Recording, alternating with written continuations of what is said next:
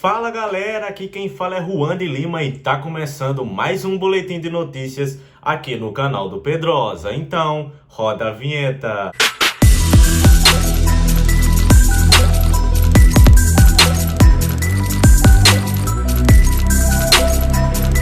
Aqui quem fala é Juan de Lima em mais um boletim de notícias. A gente vai estar atualizando você com todas as informações do nosso Vascão. Hoje temos muita notícia, temos muita coisa, temos um recado de Pedrosa, a gente vai ter entrevista também exclusiva com o Júlio Brandt, que é um dos candidatos aí à presidência do Vasco, que vai acontecer a eleição nesse ano 2023, isso mesmo. Então a gente vai estar trazendo muitas novidades, então por isso peço a você para deixar o like aqui no vídeo, aperta aqui no botão do gostei que ajuda demais a divulgar o canal do Pedrosa para outras pessoas. Se você não é inscrito, é novo aqui no canal, já sabe, se inscreve aqui no canal. Estamos chegando à marca de 100 mil inscritos. Ajuda a gente a bater essa marca, que será muito bacana para mim, para Pedrosa, para todo mundo, e vai ter novidades para vocês. Novidades como a da Simples Reserva, isso mesmo, a Simples Reserva é a mais nova parceira do canal do Pedrosa e ele, Pedrosa, vai trazer todas as atualizações e tem cupom exclusivo para você que assiste aí o canal do Pedrosa.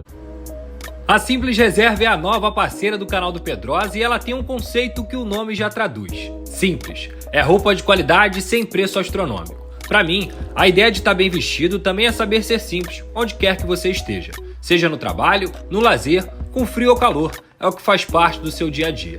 E apontando a câmera do seu celular para esse QR Code aqui na tela ou clicando no link da descrição, você pode usar o cupom PEDROSA10 e ganhar 10% de desconto na Simples Reserva. Seja para homens, mulheres ou crianças. Ficou fácil estar bem vestido e num preço bom também.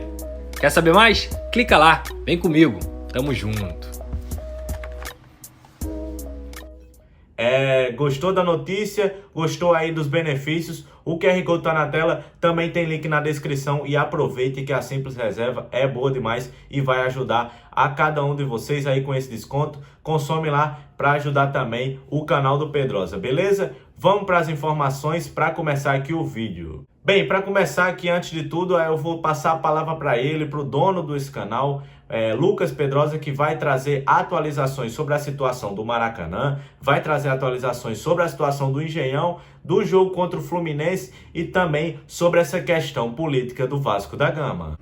Fala meu parceiro Juan, fala galera do canal do Pedrosa, tô aqui na área para falar um pouco sobre esse dia agitado de várias notícias do Vasco da Gama, e uma delas vocês já sabiam, para quem acompanha o canal do Pedrosa, o Nilton Santos foi o lugar escolhido para sediar a partida entre Vasco e Fluminense, onde o Vasco vai ser o mandante. Desde a semana passada, como eu disse, a gente já tinha colocado aqui no canal, falamos no SBT Sport Rio, e eu e o Vene Casagrande, a gente trouxe a notícia de que, se não fosse em São Januário e nem no Maracanã, o mais provável, e o Vasco já vinha negociando com o Botafogo, era que essa partida acontecesse no Nilton Santos. E na última sexta-feira, quando saiu a notícia sobre Volta Redonda, eu também trouxe a informação nas minhas redes sobre o Vasco não jogar em Volta Redonda, abre aspas, em hipótese alguma, segundo uma fonte da diretoria que me garantiu isso na sexta-feira, e hoje a gente viu a confirmação de toda a nossa apuração em relação a esse jogo no Nilton Santos e também de que o Vasco não jogaria lá em Volta Redonda.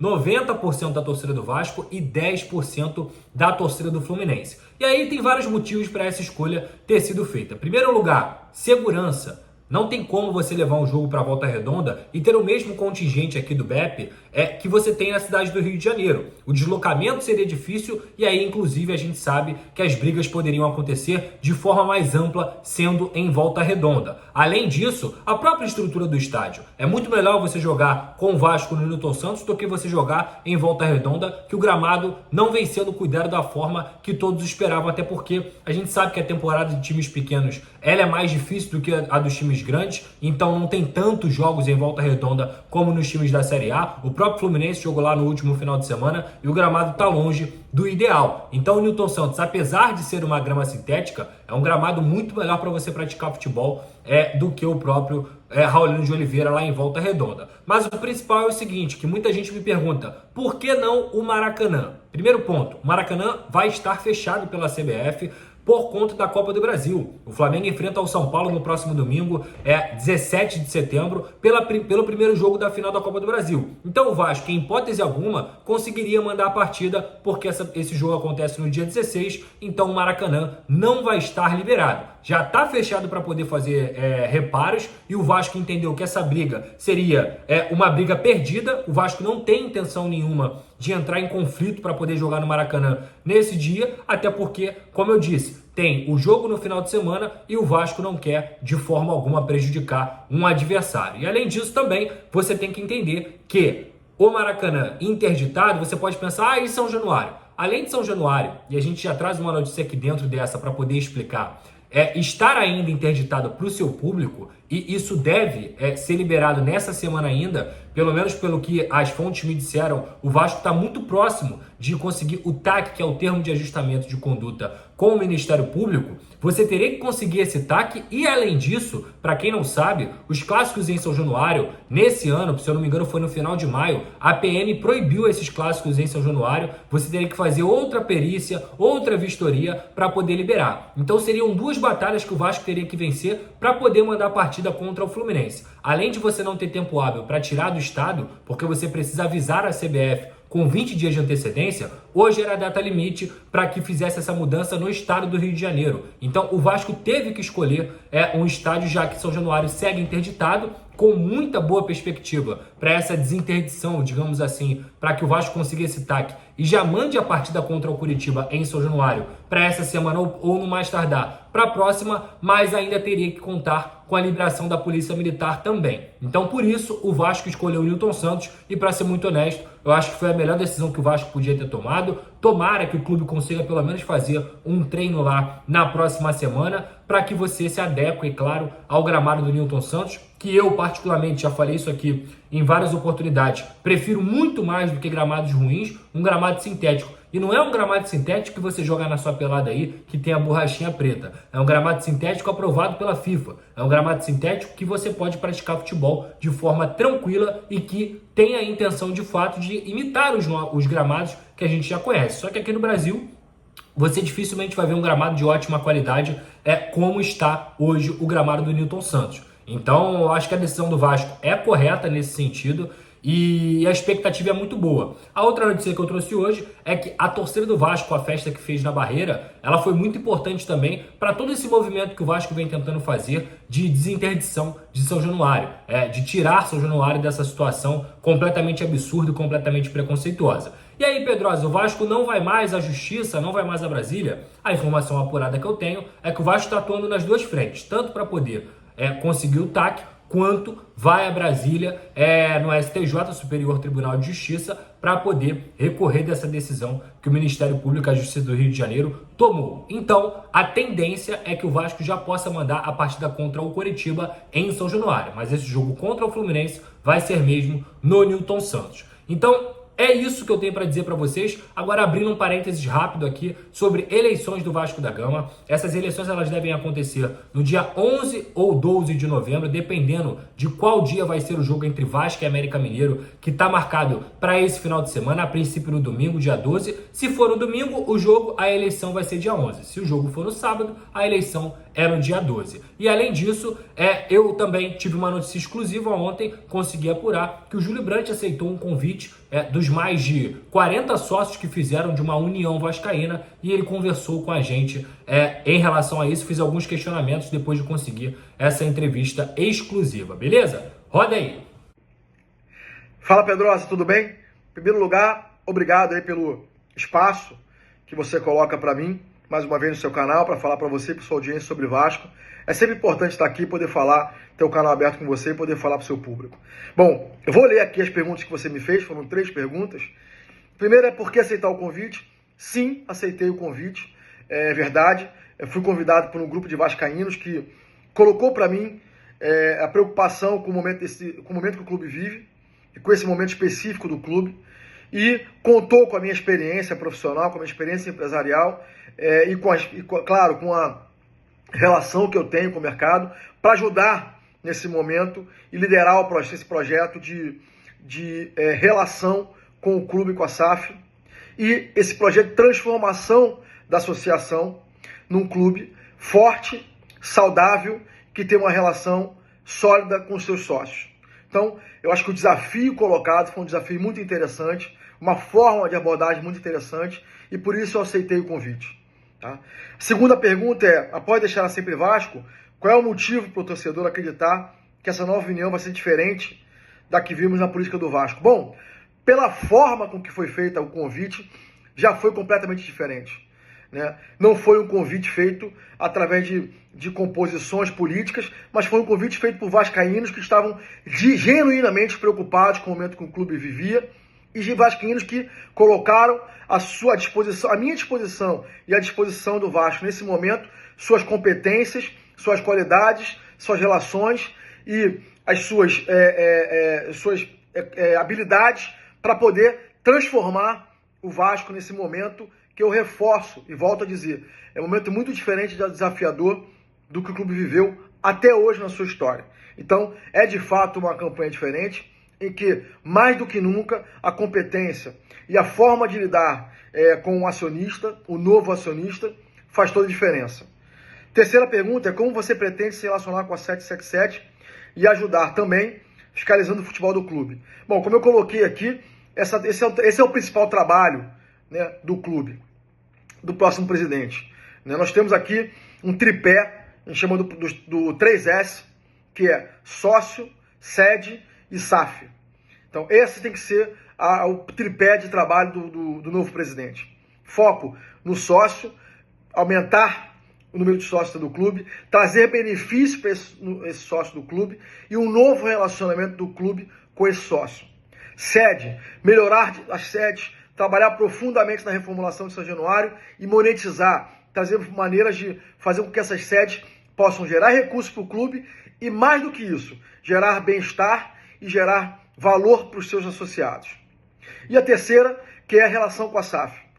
Nós não podemos esquecer que o Vasco, hoje, mais do que nunca, é um só.